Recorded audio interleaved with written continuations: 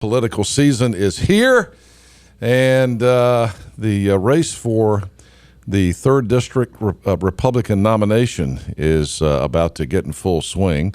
Walter Jones, of course, the longtime incumbent in the 3rd District, and challenged not only by Taylor Griffin, who ran against him 2 years ago, but now a new contender in the field, Phil Law, who is in the studio this morning. I had a chance to meet Phil a couple weeks ago. Well, was it last week? It was last week, yeah. Last week. Gosh, so much has happened since then. No, it's actually a week before last because it was in Havelock. Yes. Yeah, Thursday a week ago. And I just had a chance to meet Phil for the first time. Phil is here this morning. We're going to meet Phil Law.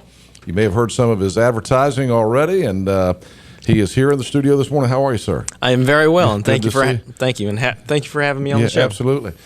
Challenging Walter Jones is a challenge. No, no doubt about it. It is really, truly a challenge. I realize the challenge, and that's why we've really started early. We're building our networks.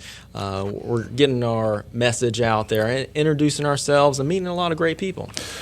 Give us some background. Tell us who you are, where you're from, and what you've accomplished so far in life. So I grew up and went to school right outside of Winston-Salem. After graduating high school, I went to junior college, and I really wasn't learning anything, and it didn't feel like it was for me, so I enlisted in the Marine Corps. That's what brought me out here to Eastern North Carolina. Served 4 years in the Marine Corps, traveled the world, did some combat in Iraq, exited the Marine Corps, married my high school sweetheart, secured a job with Hewlett-Packard, and then I realized late last year that the country really wasn't going in the right direction, and that normal people really need to stand up, raise their hand, and volunteer their service for their country there in D.C. I've done it once before, and I'm ready to do it again. What are your differences with Walter Jones? Do you have problems with his political ideology? Is that why you're running? So I do respect Mr. Jones, but yes, we do disagree on a few topics. Most notably, recently, he voted late last year against the Veterans Choice and Accountability Act, which basically gave veterans a choice card if they lived over 40 miles away from a facility, or their wait time was over 2 months. Then they could go see a private healthcare place. But out of 435 individuals in the House, only 5 of them voted against it, and Mr. Jones was one of them. And one thing I will say about Congressman Jones, a lot of times he will vote against something based on the fact that there's something else attached to it. Now, I don't know anything about the bill you're just talking about, but in fairness, was there some other reason he would have voted? I think Walter Jones has always prided himself on being one of the top folks in Congress supporting veterans. Would you disagree with that? That is a common conception about him. I actually wrote an op-ed in a lot of the papers to that bill, and he responded basically saying that it wasn't worth the money. And I disagree with him. Our veterans are actually dying on these secret wait lists, like you heard out in Phoenix, Arizona. And if we can give them a outlet to go and get proper care in a timely manner, then that's the right thing to do. I mean, our veterans are heroes that fought for our country, and then they come back and we relegate them to a third-class system. That's not right. So most of your issues with Congressman Jones have to do with military issues? Well, no, it isn't. It's pretty strong in the military issues, like he's voted against the last 2 National Defense Authorization Act, but also his effectiveness. Now, when you're up in Congress, you have to remember that it is a team sport. We're not playing golf up there. It's a team sport. You have to get other people to agree with you on why voting yes or no is the right answer. And when you fail to do that, then you just become ineffective. And I want to go up there and be an effective voice. I want to work with other members of Congress to actually get legislation passed, crafted, and passed. I don't have to tell you that that's what a lot of people like about Walter Jones, is that he is not a conformist, that he will stand up to the leadership, and has many times, probably as many times as anybody I've ever seen. So, are you saying that's been wrong, and that he needs to be more of a conformist with the party? No, I'm not saying that at all. I'm saying that he doesn't have the ability to convince other people why, like, say he votes against a lot of things, so why voting against a particular bill is right or wrong. Now, I'm not saying that I'm going to be a conformist. Look, I'm a Marine. I'm ready to go up there for a fight. I'm not going to bow down to any of the leadership on any particular issue. However, I want to make sure that here in Eastern North Carolina, we have an effective voice when we actually need to get work done. A lot of people think that Congressman Jones changed the direction of the Congress with the letter that he wrote regarding Kevin McCarthy 2 weeks ago. Did he do the right thing? Well, we don't know that the rumors are actually true. So, one, I don't think that Mr. McCarthy, if he did have any indiscretions, would have been appropriate, and I don't think it would be appropriate to have a speaker up there with anything held over his head, especially in this turmoil that we're having up there. Mr. Jones probably could have done it in a more discreet manner, but obviously it was very effective. Yeah, it seems that way, and changed the course of kind of where it's going. Do you have Walter Jones said on Friday morning here on this show that he's leaning toward Daniel Webster as the person he would support for Speaker of the House. Do you have someone that you would support?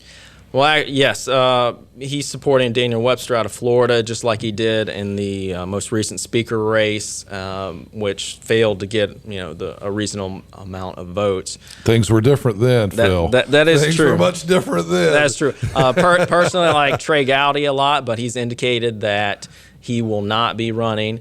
Paul Ryan would be a viable candidate to get the required amount of votes, but he isn't running. I know he's getting a lot of pressure. So right now, I don't have a front runner, and I don't think the party does either. And we're really searching for somebody up there. It's going to be an interesting week up there, no doubt about it. It's like hot potatoes because no one seems to want it.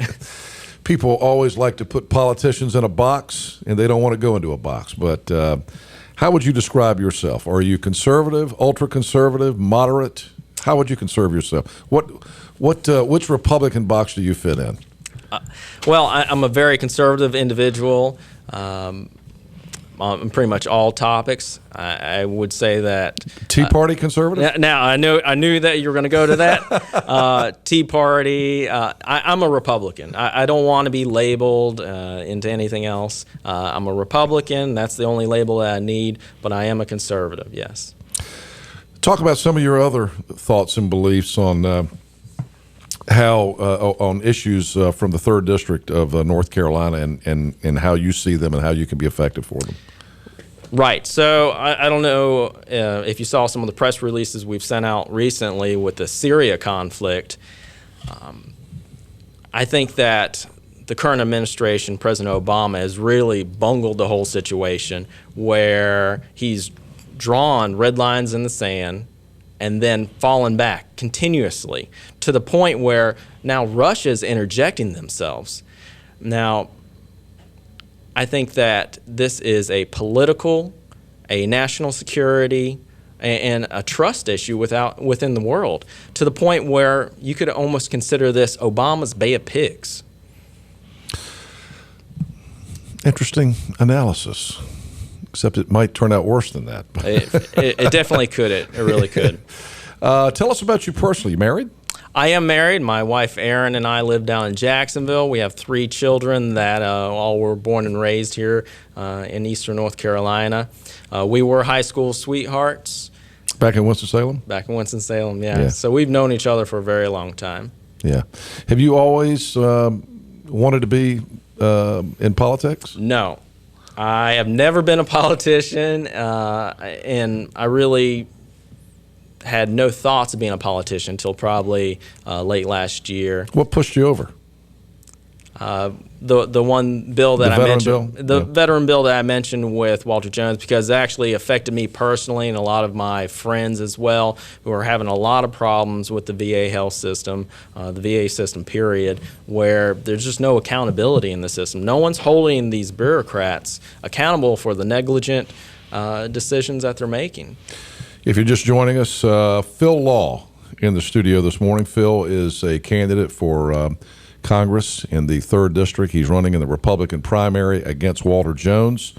And there, of course, Taylor Griffin was in the race last time. Taylor Griffin's also a declared candidate in this race. Estimates are that between what Taylor Griffin spent in the last campaign and the outside soft money, 527s, there was a lot of out-of-state money that came into North Carolina to try to take Walter Jones out. Estimates are that there was over $1 million spent in 2014 to take out Walter Jones, and he won. How do you approach that? All right, what kind of money do you need? You can do interviews like this, but the truth of the matter is, as you get closer to the election, the name Walter Jones is a household word in Eastern North Carolina. Oh, no doubt about it. It is. I mean, there's parks named after his father. Jones is a very common name.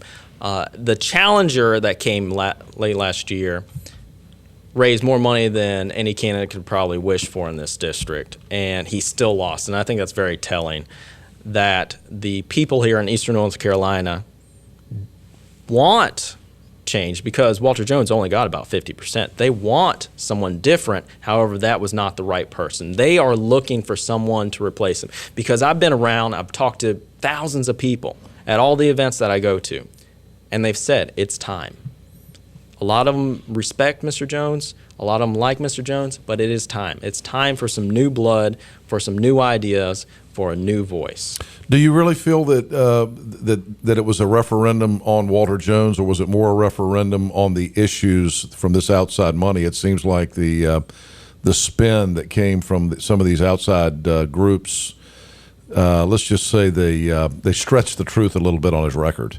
There might have been that, and I won't get into that because that was someone else's campaign. There's some super PACs involved. But the question is, without $1 million, how do you beat them? Sure.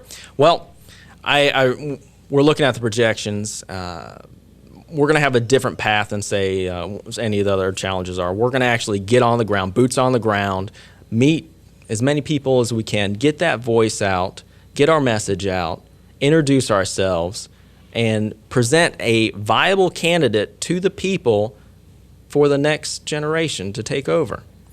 When Walter was on the show on Friday morning, I asked him who his favorite was for the Republican nomination for president, and he said he's sticking with Rand Paul. Rand Paul came to Greenville last year, and Congressman Jones has been very close to his father, Ron Paul, for many, many years. He's close to Rand Paul. How about Phil Law? Who is Phil Law's candidate for president? Well, I tell you, my favorite was Scott Walker. Unfortunately, he respectfully dropped out of the race. I think it was very honorable of him to do that. He can focus on being a governor in Wisconsin. I'm going to actually hold out on my choice until the next debate. Oh, come on! This would tell people more about you than anything else, Phil. You can't don't punk out. Give us your man. No, Who are you leaning towards? But I tell you what, our top 3 candidates, all of them are not politicians, and that is very telling with what's going on in society today. Do you like Trump?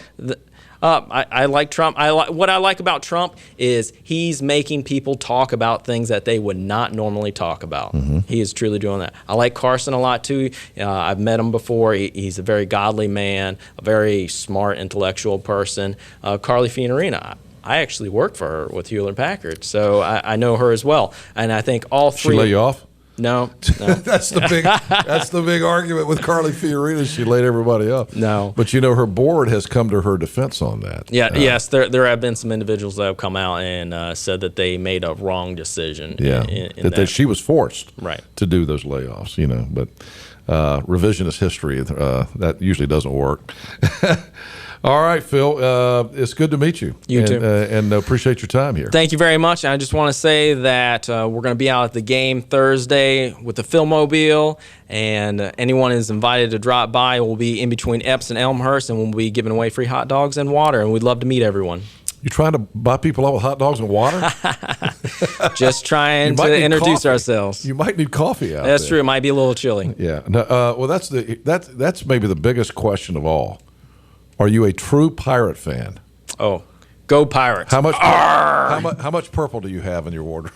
I will be wearing purple. All right. Thank you, Phil. Good to see you. Thank you, Henry. Nice to meet you, sir. Phil Law, candidate for United States Congress in the 3rd District.